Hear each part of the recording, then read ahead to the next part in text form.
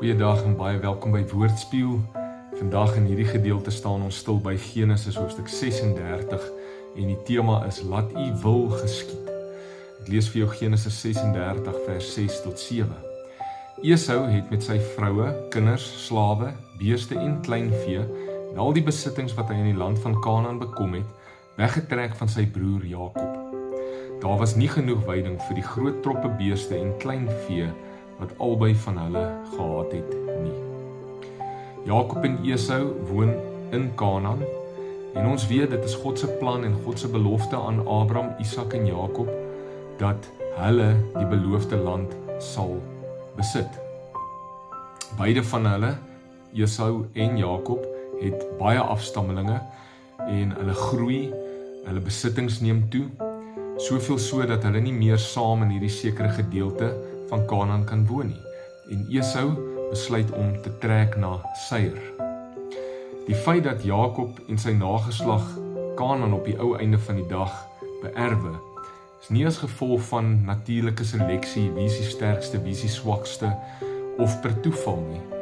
Dit is God wat sy plan uitvoer. Esau was heel moontlik sterker gewees as Jakob op daardie stadium, maar God se plan is dat Jakob die land sal beerwe.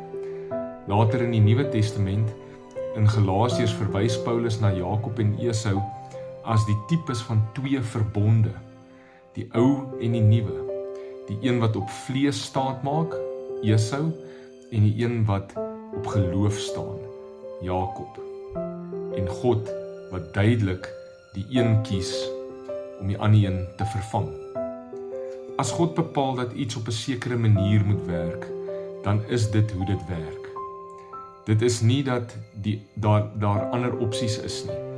Dit is net dat dit nie God se manier is nie, of dat dit God se manier is, en net soos wat God Jakob gekies het, bo Esau, Jakob gekies het om die beloofde land te beerwe, en nie Esau nie, so het God 'n sekere plan, en 'n sekere metode. God het 'n plan met nasies van hierdie wêreld. God het 'n plan met die mensdom as geheel. Hy het 'n plan met my. Hy het 'n plan en 'n manier waarop redding plaasvind. En daardie plan en daardie manier is die enigste manier. Daar is nie ander maniere nie. Al lyk die een dwaas en die ander een in menslike oë baie wys, God se manier, God se plan is die enigste manier en die enigste plan. Die vraag is, gaan ek gehoorsaam wees aan God se manier en gaan ek saam met God se manier beweeg in sy plan, myself daarmee belyn, of gaan ek daarteen beklei? Om daarteen te beklei, gaan my net moeg maak. Maar om saam met God se wil en sy plan te werk, gaan op die ou einde van die dag vir my geluk, lewe, vrede bring en die resultaat wat God wou hê. Kom ons kies vandag om saam met God se plan en God se manier te werk en nie daarteen te skop en te beklei nie.